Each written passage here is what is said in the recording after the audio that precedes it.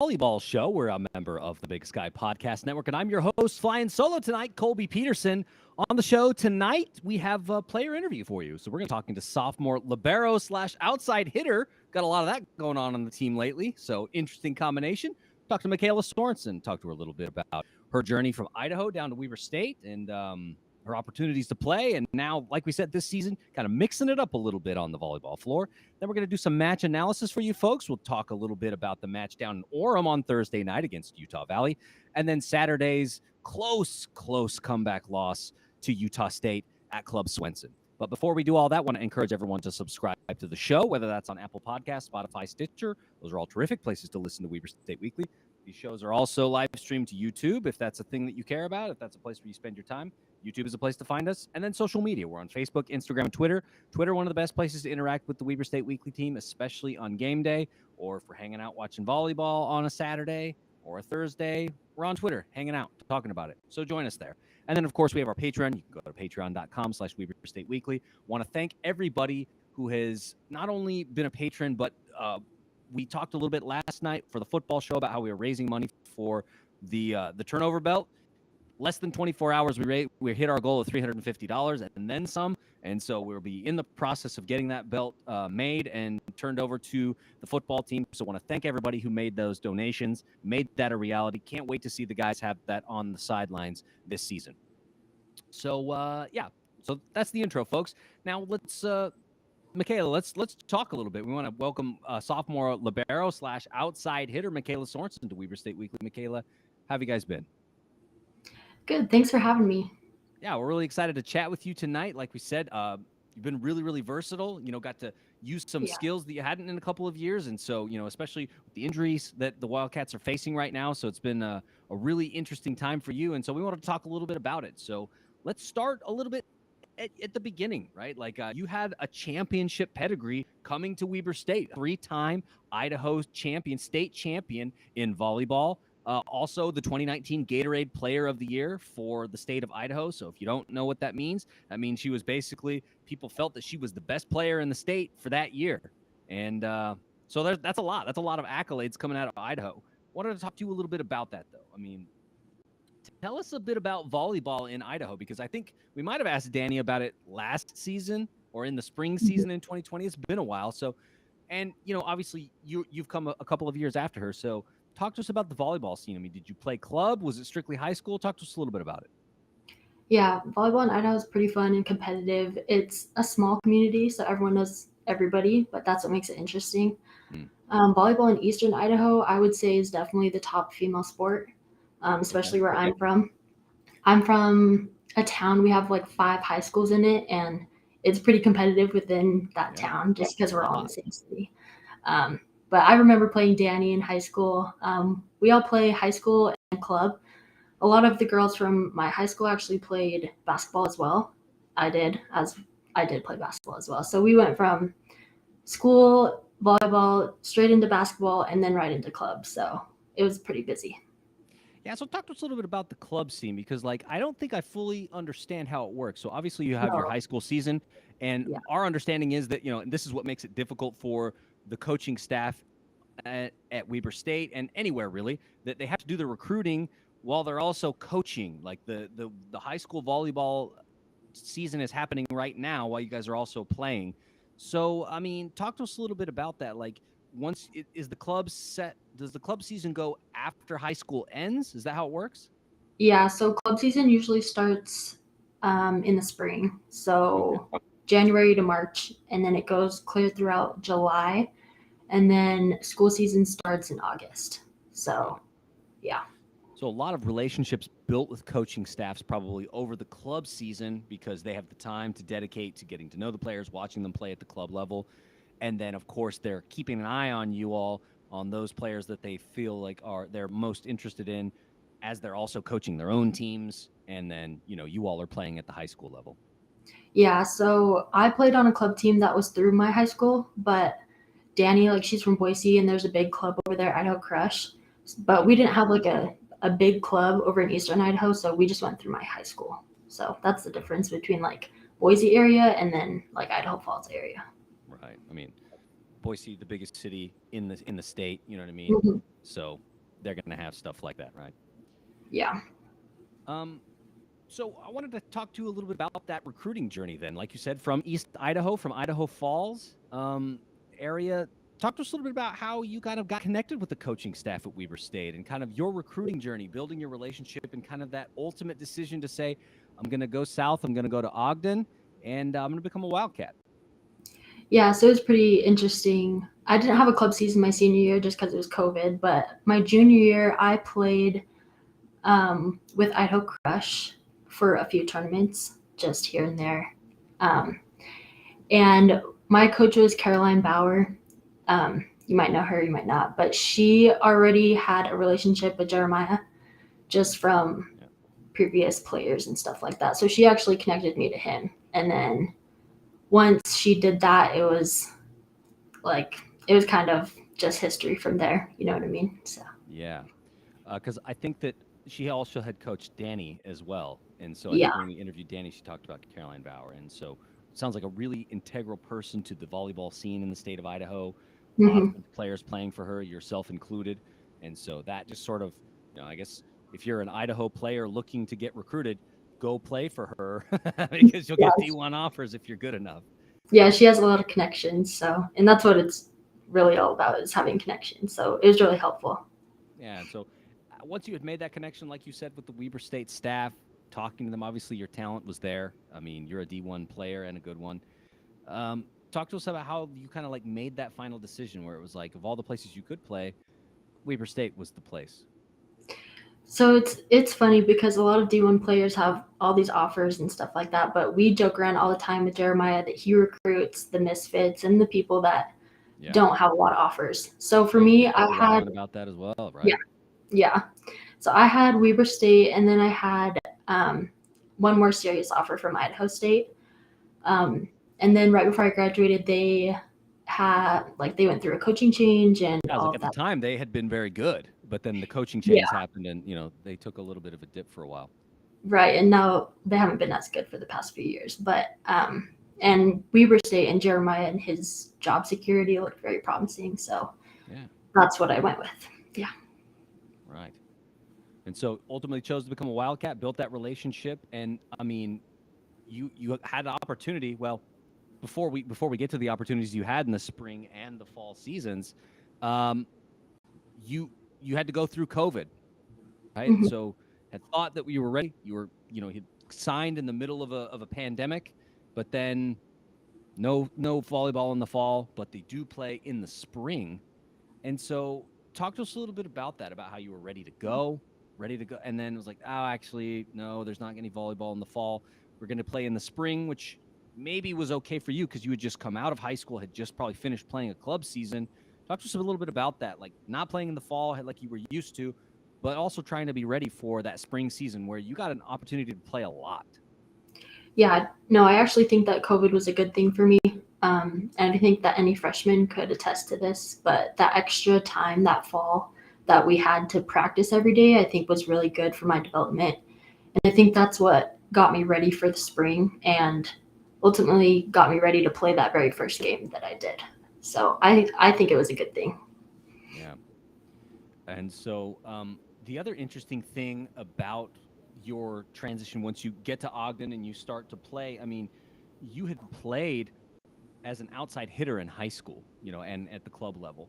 But at Weber State, they had saw you have talent defensively with the ball at the libero position. And so you played libero for the last 2 seasons until this season. So talk to us a little bit about making that transition because, I mean, outside hitter and libero could not be more different positions, Yeah. I knew all throughout my recruiting process that if I wanted to go to a D1 school, there was a very high chance that I would play libero. And when coaches are recruiting liberos or DSs or anything, they often look for players that have experience in other positions, just because I think playing outside hitter does help with your libero skills. So making that transition from outside to libero my very first year here wasn't as difficult as you might expect, but I think that's because I had really great seniors to look up to with Rylan and Ash and Sam. Totally. And yeah, and also they carried a lot of the weight. So I just had to do my job. So, yeah. and do the job well. I mean, your very first season was that spring season where obviously the season was shorter. There was no non-conference that season, but the Wildcats lose just one game to Northern Arizona on a weird night in Flagstaff, come back the next day, take care of business. You guys champions in the spring, then go on to play in the NCAA tournament. Yes. Talk to us a little bit about that as a true freshman playing in the NCAA tournament with a team who just won their first conference tournament championship in 30 plus years. I mean, what was that like? You know, taking the trip to Omaha, and it was a little bit different because everything was sort of just in one spot, right? But like, talk to us about that experience and kind of what you took from it into the fall season later that year. Yeah, I think it all goes back to our seniors again. I mean, you could tell how much they wanted it, and that rubbed off on the younger players as well. They were such great leaders. I looked up to them so much. I really couldn't have done it without them. Going to nationals, it was their biggest goal. It was their biggest dream ever. So I'm glad I got to help them do that and experience that with them, because it was all of our first time doing that. So I think it was a really good experience for us. Yeah, I mean, already now 2 rings to your name as a sophomore. Like, probably one of the most decorated Wildcats so far. Um, so you talked a little bit about, like you said, making that transition to libero, but you've been asked to come back to outside hitter this season because there have been some injuries. The Wildcats are a little bit thin on the roster this so far this season. If you compare the Wildcat roster to others, they're not at nearly as many players right now, so everybody has to kind of be versatile. Plus, like you said, the normal course of the season, injuries and that sort of thing. So you've had this opportunity to come back to outside hitter, and I think your best game came in this last week at that position against Utah Valley, where you had a really good showing. I mean, they were the reigning WAC champions. So coming into that, I mean, really kind of something that you had the opportunity to not only play against Utah Valley, who was a good team, a tournament team last year, but then also to play really well against them. I mean, what was it about that matchup, particularly in Orem, that was kind of working for you? Yeah, so transitioning to outside hitter this year, it is a little bit challenging just because I had settled into my libero position for the past 2 years. But that game in Orem, I credit all of everything to my middles and my setters. So Kate found Sane, Brielle, Bailey, Liana early in the match, and that opened me up for my swings. So really, like, yeah, you can look at the stats and stuff, but it's all my middles and my setters. So. And it makes sense, right? Like if the ball is flying through the middle and they're scoring, that keeps them honest, right? And so then they have to defend the middle, which opens it up a little bit more for yourself to, swing and get opportunities to get kills. And so that makes total sense to me, or any casual observer of volleyball. And it was a stunning match. I mean, you guys, the hashtag for the year, I mean, the last year, the theme was Invictus. New theme this year, we talked with Emma Mangum about this a few weeks ago, is resilient. And that was the most resilient win you guys have logged this season. And there have been a number of them where down 2-0 on the road, even though, yeah, it's Utah County, like it's on the road, you're in an opposing gym, and there were 1,700 people there. It's not a few. You guys come back down 2-0 to win 3-2 in 5 sets. I mean, talk to us a little bit about that. Walk us through that, because that's a huge moment for this program, I think, and especially for this team who is really, really young. Yeah, we are really young, and I think one thing that we've been lacking early in the season is playing as a united team, as a united front. So that's something that we as a team and me and Danny as captains have been working on, is trying to build relationships with one another and just playing more together.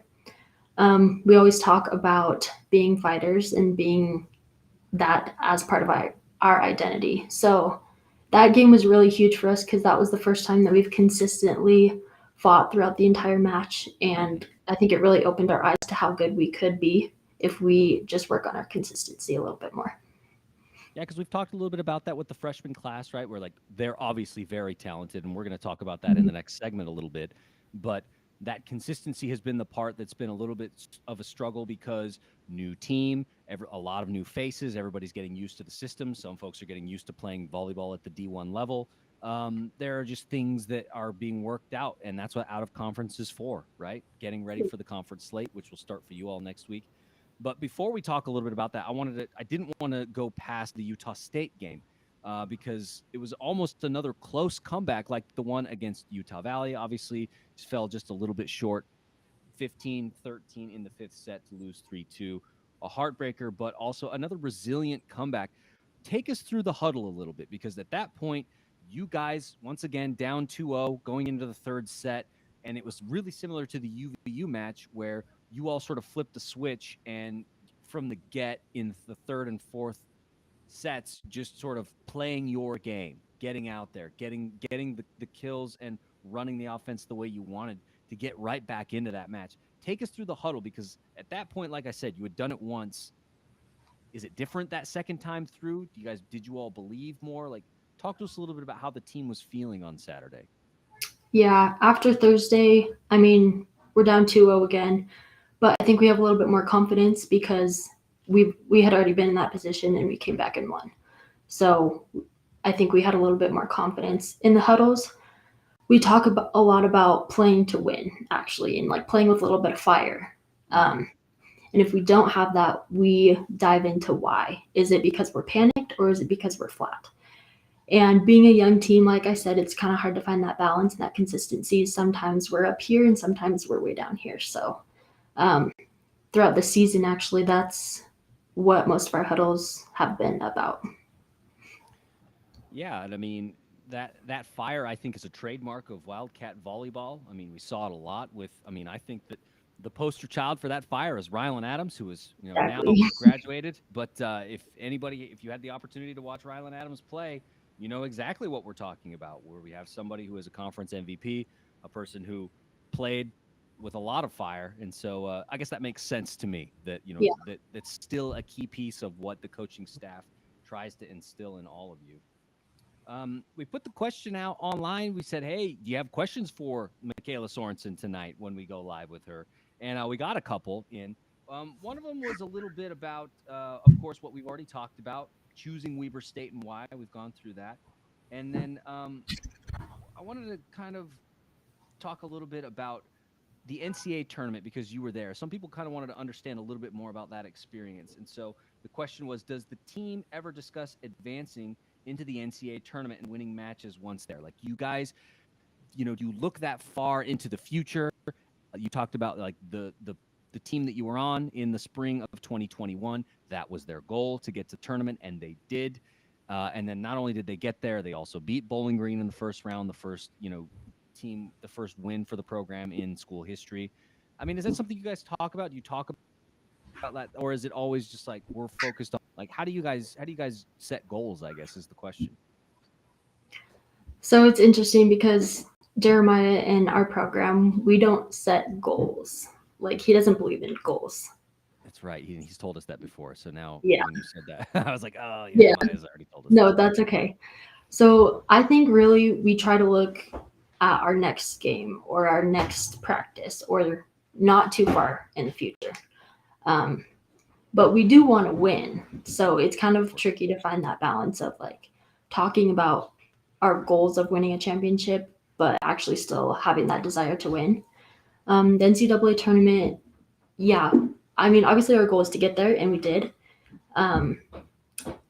And then the next year after that, it's like, okay, now that we got there, we have the standard. So this next year, we can have this goal per se of maybe winning, getting to the third round, since we got to the second round last year, like just advancing a little bit every year. Right. Yeah. So, but while we were at the NCAA tournament, yeah, we definitely took it one game at a time. We did not look far into the future at all. Right. And I mean, it's difficult because you all got a particularly tough draw. I mean, Bowling Green, you all took care of business, winning that match 3-1. But then you get Wisconsin, who was a national championship contender, one of the best teams in the country, the number 1 seed for that tournament. And so, I mean, you all just played, man. Nobody was frustrated. You all were just out there having a good time.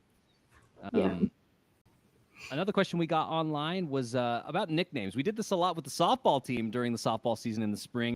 Everybody has a nickname. Coach Kevin gave everybody nicknames, and so we always made sure to ask. Apparently, you have a nickname for the team, though. And so we wanted to ask you a little about your nickname on the team is Rick. Tell us the story. Like, what's up with Rick? Yeah, everybody asks me this question. It's like, you really have to ask Danny. So Danny's the one that assigned me this nickname. Danny gave So you the Rick name. Danny gave me the Rick name, and I think it's because we had Kayla as our coach. So they couldn't call me Kayla because that was just too confusing. But then Danny didn't really like Mick. So she just changed the M into an R and then went with Rick, and it's stuck ever since then. That was like my first year. So yeah. I mean, it makes sense, right? Because, like you said, don't want to confuse you with, the assistant coach in Kayla Morgan, who's now working in the athletics department. She's still a key piece of Weber State and Mhm. everything going on up there. But also, don't want to just go with Mick. Like we could do better. And so it's like we're just gonna make that M and R, and Rick it is. And it's really easy to say on the court. So One syllable, so you can, you know, get your yeah. attention quickly. In a quick situation. I wanted to ask, like, does anybody else on the team, like, do you guys? I mean, we talked about softball doing it. Do you guys have nicknames, within the team, or is yours unique? Um, I would say mine's pretty unique. Like we don't have like we have nicknames for like alternate egos, if you've ever heard of that. Totally, right? Like, one of my favorite pitchers right now. I'm a Brewers fan in baseball, and so Devin Williams is a guy who comes out of the bullpen for us. And what he talks about is, when he was in the minor league system, he would talk about, when he goes out there to relieve, he would flip the switch and he would become Dave. Yeah. Dave strikes guys out. Dave is a different kind of person than Devin, right? Yes. So similar for Exactly. you guys like that? Yeah, we have some like that, but nothing like Rick, I guess. Does Rick have I mean, is there like an on-court persona for Makayla Sorensen where it's like, no, Rick will dig. Rick does not care. Rick will do whatever it takes to win. Yeah, I That's think how so. Rick is. Yeah. Oh, terrific. Well, Makayla, want to thank you so much for taking some time to chat with us on Weber State Weekly. Really appreciate you. Want to wish you all the best of luck. You're going to be hitting the road this week, taking the trip up to Portland, and then before you come back to face Northern Arizona on Saturday in Club Swenson. So best of luck on the road this weekend. We'll be watching you on Thursday night against the Vikings to open up conference play. And then, like I said, we'll see you back in Club Swenson soon. All right. Thank you. Yeah, thank you again so much. We appreciate you. Yeah, no problem. See ya. Bye-bye. Want to thank Makayla Sorensen one more time for taking some time to chat with us here on Weber State Weekly. Really appreciate the students and their willingness to get on the show and talk to us a little bit about who they are and kind of what makes them tick. So really grateful to them. As you can tell, folks, I don't have anybody else joining me tonight. So because it's flying solo, I'm just going to kind of walk you through the two games from last week. Like we said, with Makayla, there were two. Thursday night in Orem against Utah Valley. They were the reigning WAC champions. They're still the reigning WAC champions. I mean, nothing changed. And then Saturday against the reigning Mountain West Conference champions in Utah State. So a couple of conference champions coming to first on the road, then coming to Club Swenson. We knew that this week was going to be tough, right? And so let's start with the match against Utah Valley, because I think that if we were being honest this week, this is probably the most winnable match. That Utah State was a little bit of a different animal. Utah State, had previously beaten number 11 UCLA earlier in their out of conference schedule. They had really a tough team, and we'll talk about that in a second. But let's talk a little bit about Utah Valley. So I think the thing that sticks out the most to me from watching that match, and then also just going back and reviewing in the sheet, because sometimes when you're watching the match, you're not paying attention to the stats. You're just watching and noticing trends. The trend that I noticed watching on Thursday night was that the freshmen continue to step up. And I think that it was particularly key in this match, that the way that the freshmen stood up. So like we said with Makayla, the Wildcats have a tough couple of goes. They go down 0-2 pretty early in the match. So a tough way to start things, like, oh, there's a potential threat. And I think a similar way to what happened against Utah State on Saturday, in that they lose the first set kind of in extras, if you will, where the match goes beyond 25. Losing that one, that's a heartbreaker. come back, lose again in the second, not particularly close in that second, 25-19 for the Wildcats. And then you're like, okay, now at this point, you're just hoping to survive. That's not what happened. The third set was just absolutely incredible from where I was sitting. The Wildcats just absolutely roll through the Wolverines, and they just go on an absolute tear. And right out of the gate, they end up winning 25-10. But let's walk through this, because I think we'll talk about this in a segment. Ashley Knighting had just such a great game, and keep in mind that this is a hometown crowd for her. She's from Utah County. This is a group of, probably her family came down from Pleasant Grove to see her play. It's not very far down to Orem from Pleasant Grove, if you know anything about it.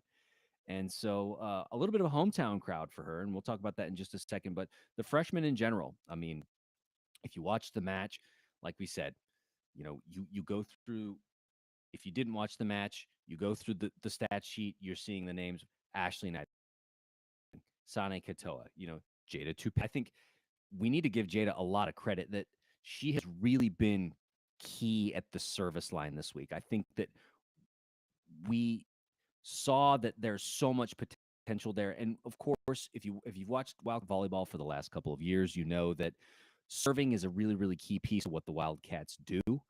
And Jada, I think, is somebody who understands that and has really executed from the service line in a big way. And so we just look down. The Wildcats, at one point, they just go on this run where it's like, oh man, is this going to work out? Are they going to be able to answer back? And they 5-0 run, start the match, like boom, out of the gate, like energy, just straight energy after losing the first two sets. So a good 5-0 start, but that wasn't the last run that they had. They're having these chunk runs of three plays, and I think that was one of the things that's most difficult in the first couple of sets, is that they didn't really get those runs, but in the third set they did. And before you know it, they're up 11 points. They're the first to 20, obviously. And then they just go on a 4-point run from there. 1, 2, 3, 4, 5 points to make it 24-9. At that point, I don't think it's in doubt. Wildcats are winning. They win 25-10 in the third. Then in the fourth, similar thing happens. It's all energy. And then they win. And now it's tied up. And it's interesting because at that point, it's anybody's game, right?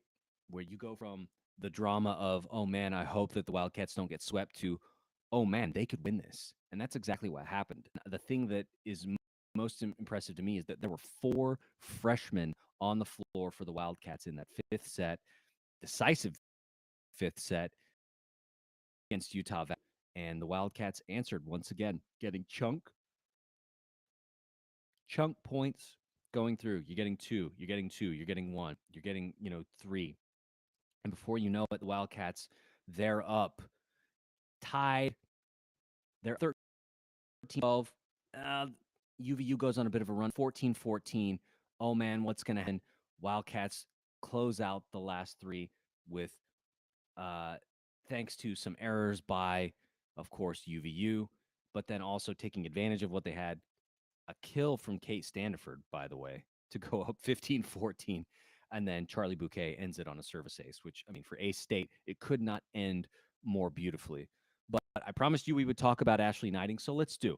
Ashley Knighting had a really big game in front of what I consider to be a hometown crowd. She had 16 kills in this match. She had 5 block assists. I think that we're starting to see a little bit more consistency out of her. Like we said, she's a freshman, getting used to playing volleyball at the D1 level. So there are going to be ups and downs, right? This is a thing that's like, okay, we understand that people have to get used to playing. And I think that so far, because the bench is so short for the Wildcats, it really has given them an opportunity to invest, I think, in this freshman class. And it's going to pay dividends later, because normally what happens is you get recruited. Maybe you don't play very much your freshman year. Maybe you do, depending on the needs of the team. Second season, you start to see a little bit more time. Third season, okay, now you're playing. You're a junior. You're getting more opportunities. And then by the time you're a senior, it's you. You're ready to go. You've had all the training. You've had your reps. You're the one that's supposed to lead the team to the next level. I think because these freshmen are getting so much experience early in this out of conference, and I think that that's going to continue because of the short bench. They're going to have they're going to be a year ahead of schedule, and so the end of their sophomore year, they will likely have enough experience to essentially be who they would be in a normal situation at the end of a junior year going into a senior season. So consider it like this, Wildcat fans. It's like if they got two senior seasons, that's pretty much what's happening, right? So you're going to get two senior seasons out of these freshmen because of all the experience that they're getting in this first freshman year because the bench is short, right? So Ashley Knighting taking advantage of that, getting the most, like we said, 16 kills on 40 attempts. I think for her the hit percentage can go up because she is hitting a lot, but hopefully that continues to improve and she becomes more efficient because if she does, she's going to be, I think, in conversations for conference MVP relatively quickly, right? She's an athlete. From what I've heard, she is the most athletic of the Knighting sisters. And so if you followed Wildcat volleyball for a while, you know what we're talking about. But yeah, I mean, a really big showing from the freshmen in Orem. Wildcats come back and win three sets to two in the reverse sweep. Three straight matches, bam, bam, bam, to take the dub against the WAC champions. Then I guess before I move on, a thing that sort of I noticed in the stat sheet, and I didn't notice it at the time, but I noticed it later, was the fact that the Wildcats were actually out-aced by this one, with the Wolverines having 7 aces to the Wildcats 3. That's not what we're used to seeing. Hashtag Ace State for a reason. So I dug into it a little bit and got into the conference records a little bit and kind of seeing how things have shaken out in out of conference schedules thus far with the stats on the conference's website. The Wildcats are actually second to last in the conference in aces this season. And so it had me wondering, like, why is that? Why is it that the Wildcats went from being one of the best serving teams in the country to being the second to last team in terms of service aces in the conference? And I think part of it is, like we said, turnover. We lost a lot of senior talent that was very good at serving. I think that the injury to Danny Ney has not been super helpful. It's sort of limited her in a way because we know that she is a very talented server. And so I think that I'm not terribly worried about being number 9 out of 10 in the Big Sky Conference right now because I think that the coaching staff will coach these ladies up. They will teach them what Wildcat volleyball is all about. And service, it's a key piece of that, right? And so I think as time wears on, the Wildcats get better at that serving. Maybe they end the season middle of the pack, but all that means is progression into the next season to get back to the place where they were, being one of the best serving teams, not just in the conference, but in the country. Now let's talk a little bit about Utah State. So Utah State, Mountain West Conference champions coming in, tournament team. I think favored to win the conference this year. We knew this was going to be a tough match, and luckily it was on the Wildcats floor in Club Swenson.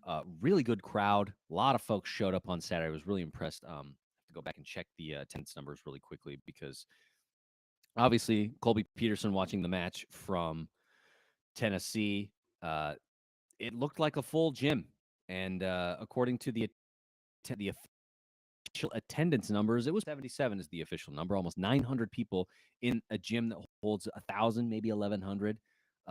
Pretty good showing on a Saturday, which, by the way, there was also football coming later that day. So appreciate Wildcat fans for showing up for the ladies in Club Swenson, and no doubt there were Utah State fans there as well.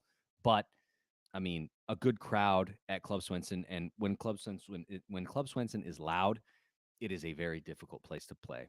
And so kudos to Wildcat fans. But I want to talk a little bit about the match now because a similar thing happened. Like we said, the Wildcats get out to a slow start or a 2-0 deficit.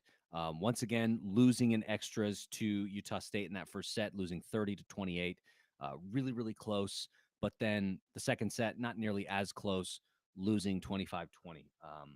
At that point, like we said, against a conference champion, a tournament team, you're worried about getting swept in your own gym.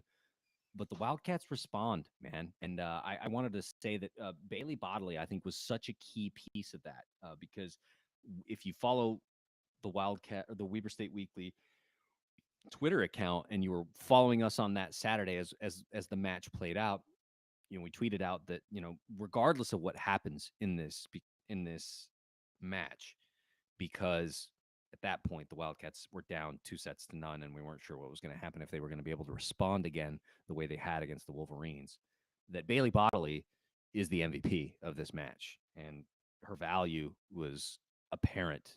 She was not only was she getting kills and key blocks, they were happening at clutch moments to keep momentum going, because momentum, I think, is such a key piece of volleyball. And so she led the Wildcats with 18 kills, 6 blocks. The only person that had more kills than her on Saturday afternoon was the Aggies, Tatum Stahl. Tatum Stahl, if she was very good. We have to give her that. She ended up with 21 kills, but Bailey Bodley as a middle with 18.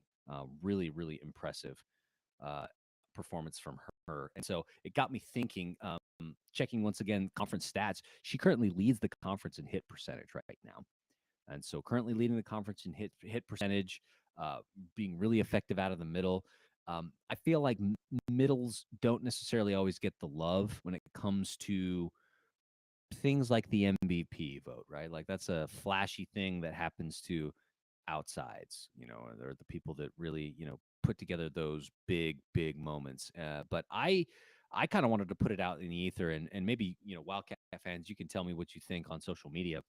But do you think that we will see a potential dark horse candidacy for MVP if Bailey Bodley keeps this rate of play up? Because I think that there's a case for it. If she's able to continue to play not only defensively the way she has, which, by the way, if you go look at the defensive stats, the Wildcats are one of the best, if not the best, defending teams in the conference right now. They're number one in opponent hit percentage, so they are the best at keeping that number low.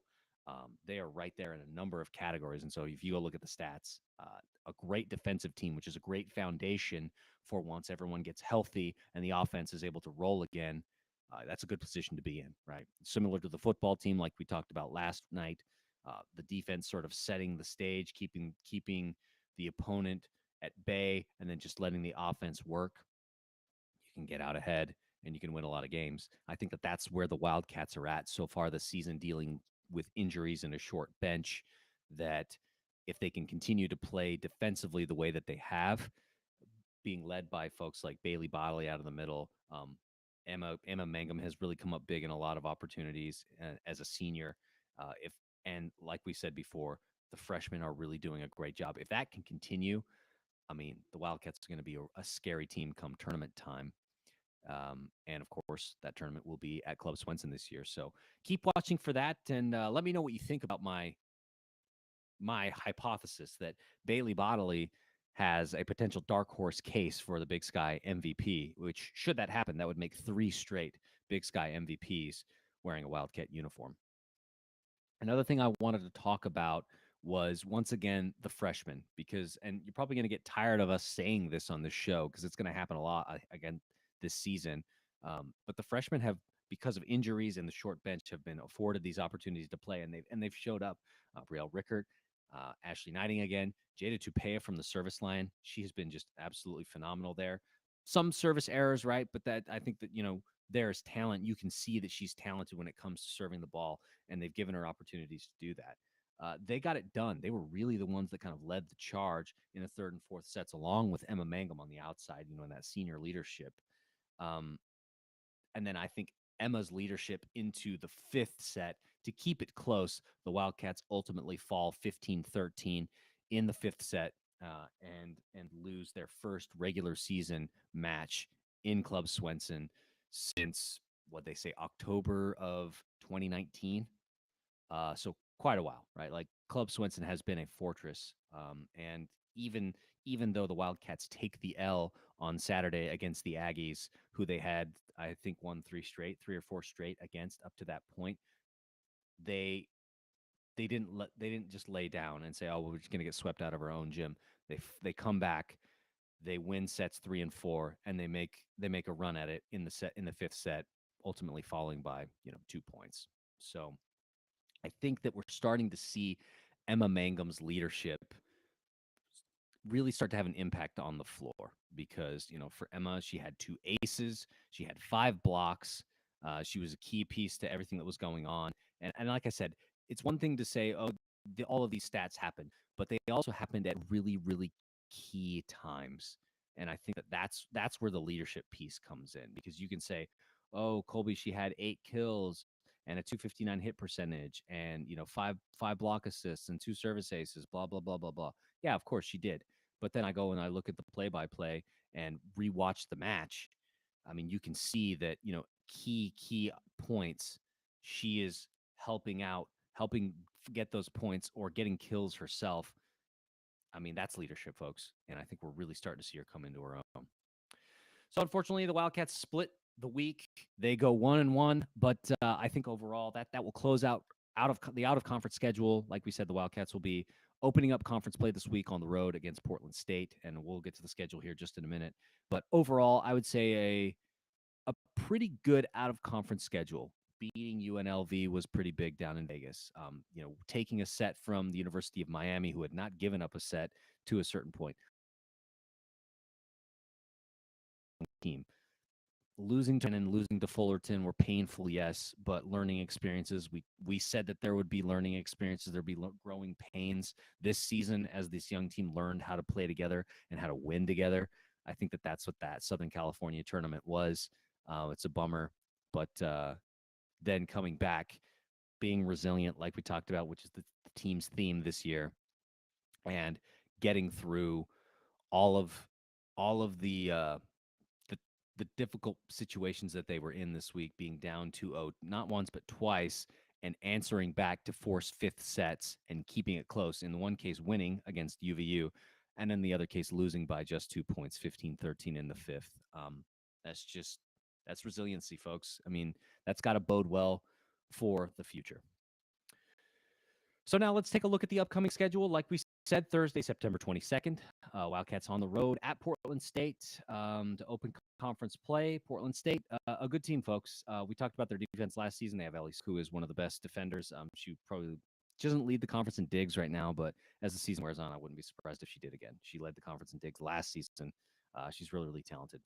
That match will be 8 p.m. Mountain Standard Time. You'll be able to watch it on ESPN Plus. Maybe I'll do a Twitter Spaces that night. If you guys want to hang out with me and watch the match together, that's something we could potentially do. Then Saturday, September 24th, the Wildcats are back home against Northern Arizona.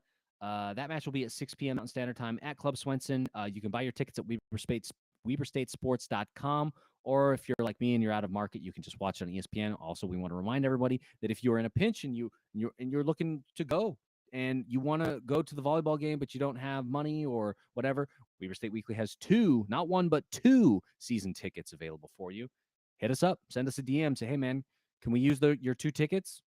Probably be more than happy to give them to you. So hit us up if you want to take some family members, get up to Club Swenson and enjoy all of the glory that is Wildcat volleyball right now. Then the following week, Friday, September 30th, Wildcats will be playing at Idaho State. Just a quick drive up the road to Pocatello. That match will be at 7 p.m. Mountain Standard Time. It'll be on ESPN Plus, or like we said, it's a Friday night, so you could drive up to Pocatello for the match and then be back at home. It's a short drive. It's not very far away. Idaho State's interesting because they've had a really good out of conference schedule, even though it was a little soft. We'll be interested to see how they fare in conference play now that it's beginning. Then Thursday, October 6th, Wildcats taking the trip up to Eastern Washington and Idaho. So Thursday, facing Eastern Washington at 7 p.m. Mountain Standard Time on ESPN Plus. Then Saturday, October 8th, facing Idaho, 2 p.m. Mountain Standard Time, also on ESPN Plus.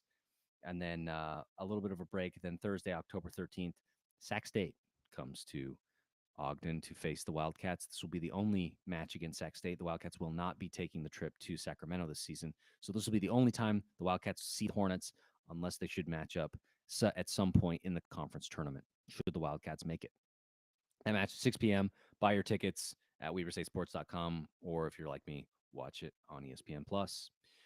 So that's it, folks. Want to wrap up the show? WeberStateWeekly@gmail.com, Facebook, Instagram, Twitter, Patreon. You go to patreon.com/WeberStateWeekly to support us. Want to thank you to not only our patrons, but also all the donors that made the turnover belt possible this week. Can't wait to get that out to them. And I think that maybe we might consider doing something on the other side of the ball. Been thinking about maybe the guys on the other side of the ball need a touchdown something. So maybe we'll have to talk a little bit about that next week. Then, of course, we've got the blog. Go to WeberStateWeekly.com. We'll get our grades up here as soon as I'm done, and you'll kind of get an idea of what our panel thought about the offense, the special teams unit against Utah Tech on Saturday. So I appreciate you all for hanging out with us, talk a little bit of volleyball tonight. We'll hope to have our panel back with us next week to go over the matches against Portland State and Northern Arizona. We'll wrap it up like I always do, man. Weber State